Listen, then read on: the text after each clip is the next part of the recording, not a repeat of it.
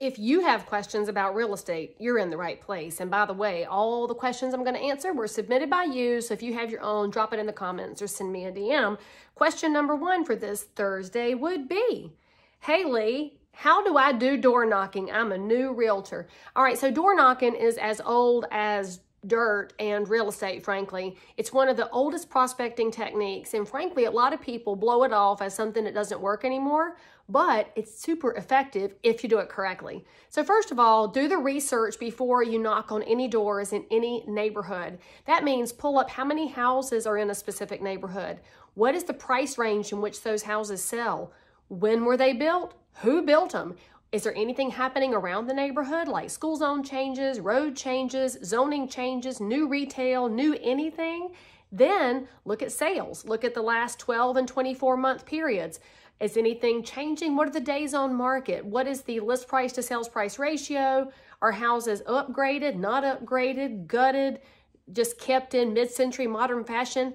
Whatever's happening in the neighborhood, you need to know it cold before you go knock on a door. And frankly, this is a big mistake a lot of realtors make. They go out and just try to make it up as they go. And spoiler alert, y'all can make up a lot of stuff, but you can't make up data. So once you've got all this information in hand, you don't even have to memorize it. Just make a nice little bullet point list of talking points and put your little logo on it and your phone number and name and license number and whatever your state requires, and have it available to hand to a homeowner should they open the door. So that's the first step, is being fully super duper prepared. Now, the biggest challenge for some of y'all is you get prepared, then you chicken out. So once you get prepared, you got to go to the neighborhood. I'd go in the middle of the day, frankly, because in the morning, you're going to aggravate people trying to get to school. In the evening, they're trying to eat supper. Now, maybe people aren't home, but in a post-COVID era, a lot of people do work from home. If they can't be interrupted, they probably won't come to the door. People are super smart, and don't give them a pass for saying they just don't like you. They know how to choose what to do with their time. And if you got your little handy bullet point of data to leave behind with your info on it, you could just tuck it in the door jamb and roll along if they don't come to the door.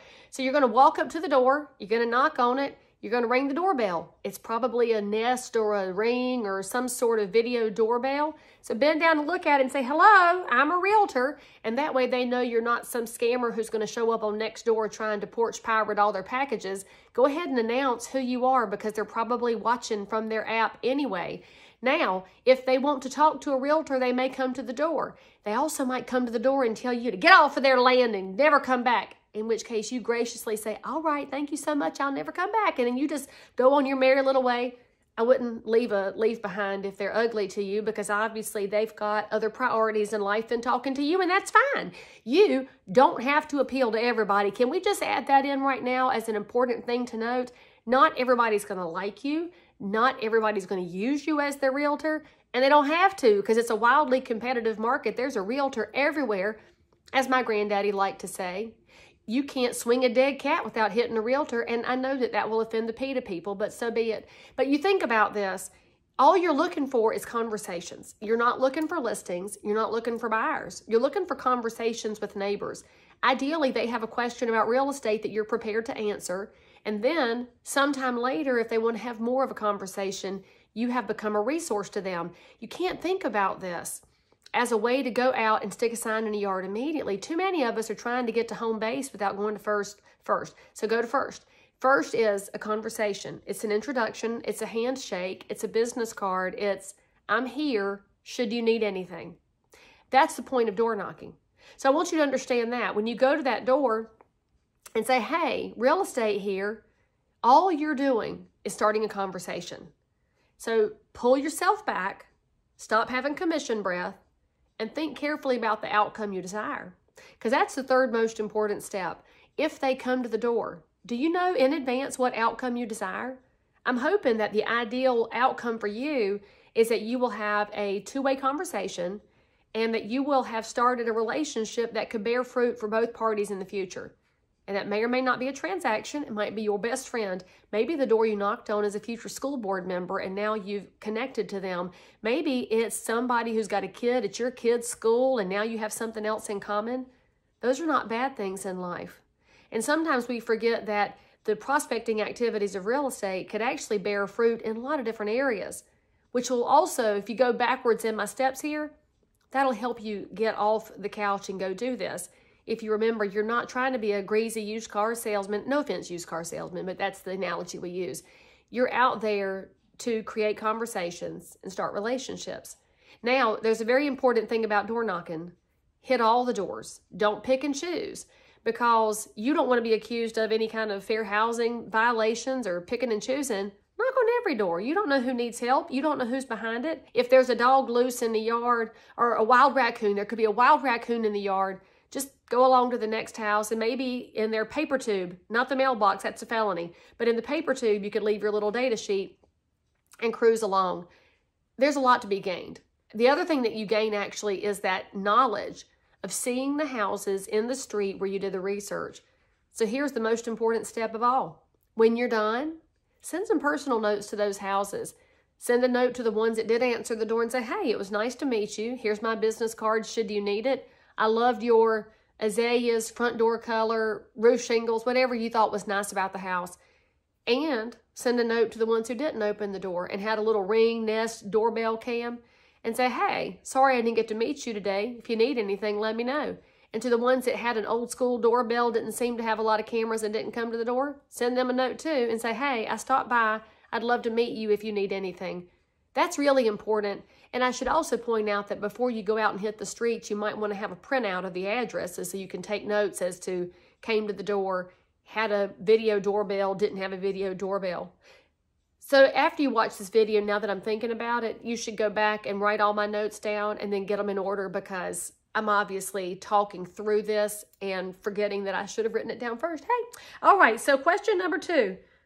Month-over-month changes per zip code. I've mentioned before in previous videos, that's one of my favorite data points to watch right now.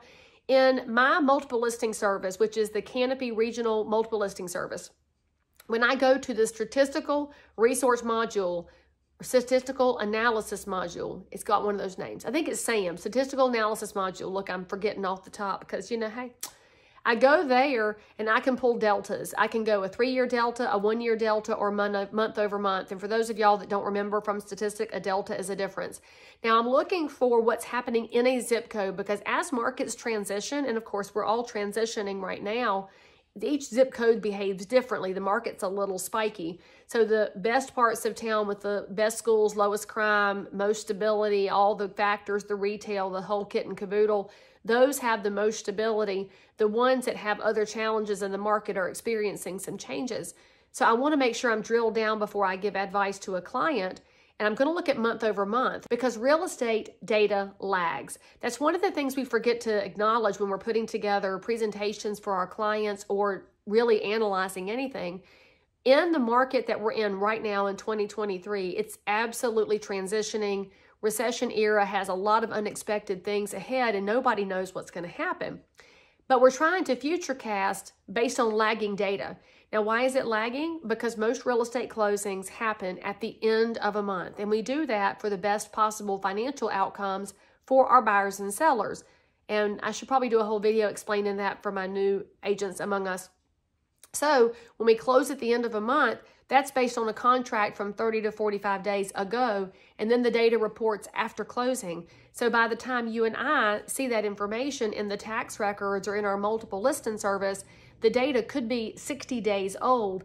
And we all know after coming through 2022, 60 days is a lifetime when it comes to data points and statistics. Therefore, what I want you to think about is if you look at month over month, you're at least going to be closer to the data point that could affect your client's outcomes and could give you a viewpoint on price. Now, if you belong to a different MLS than I do, because you probably do, you can call down there and say, hey, technical service people, can you show me how to find month over month data per zip code? I guarantee you your staff has somebody who is delighted to teach and explain this to you, because our staff at our multiple listing services delight in showing the members how to dig a little bit deeper than we normally do. Number 3's question is, Leigh Brown, I saw your short video before about outliers. What does that mean? All right, so first of all, there's a link somewhere here for you to go back and watch that old video, but I want you to read a book. There is a book by Malcolm Gladwell called Outliers, and it's really good. One of the things that he talks about is how you become an expert in anything. And that is by investing time in doing research and time in doing the practice. And the bar that Gladwell sets is 10,000 hours to become an expert actually makes really good sense. And if you read the book, it all starts to add up. Well, outliers are unique and different. They do deep dives into what they know, and you can call them and ask them anything. They know a lot. They also know who to ask when they don't know a lot. So when you think about it, they're all over the place, but they're not everywhere and they're not everyone. The market we're in right now is going to be all over the place. It's not everything or everyone. So when I refer to an outliers market, I mean not everything is going up, not everything is going down, even within a zip code or a neighborhood. So your job as a professional realtor right now is to focus on what's happening with individual properties. Now you can spot a lot in the remarks that an agent puts in the multiple listing service. If they said it's got good bones and it's ready for your personal touches, the seller's offering a design allowance, a landscape allowance, and anything allowance, those tell you that the property is probably less than a 10 for condition, and the agent has permission from their seller to advertise it that way. And when a property is less than a 10 for condition, it should be a less than 10 on price. For your buyer who's looking for a value, that's an outlier, because if everything else is here and this one's here, that is an outlier because it's outside of the norm. You're also going to see houses that are fully rehabbed, new to the studs, gourmet this and perfect that, and electronics to the hilt, and they have been done like a model home to a T. If the rest of the market's here and that one's here, you've also got a buyer that says, I don't mind paying market for the perfect turnkey house where I don't have to invest a minute. That outlier will also win in this market. And so when we look at this, I look at houses on a scale of 1 to 10 when it comes to condition, and a 1 is in pretty rough shape. We've all seen that house. It could possibly have boarded up windows. The ductwork may be gone. The copper piping is long gone. Nobody's lived there in a while, and it's just in rough shape. There is always a buyer for that house because we have buyers that love bringing something back to life.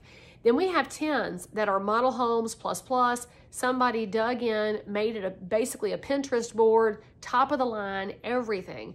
There's always a buyer for that one too, because in every market, there's a buyer that has no time to invest in making a 1 into a 10. They want to move into a 10 and keep their life going. The challenge is for the houses that are 2 to 9s. They're either not all the way rough or they're not all the way perfect. And so in an outliers market, you need to either be priced like a real deal or upgraded like the best of the best. Hopefully that helps you understand it. And it also is a reminder that as practicing professionals, we need to be out there in the marketplace visiting and previewing houses all the time. So my challenge to you is after you watch this, look at what your buyers are asking for. Go into your multiple listing service and see what's available. Call those agents or the appointment desk, make a preview appointment, and go lay eyes on it so you can report back to your buyer where it falls on that scale of 1 to 10 and help them figure out where they want to invest their time looking at a house and which one makes them want to go ahead and achieve the American dream right now. If you have a question or you want me to address something in specific for you, drop it in the comments, send me a direct message. I'll see you next time. I'm always glad to help.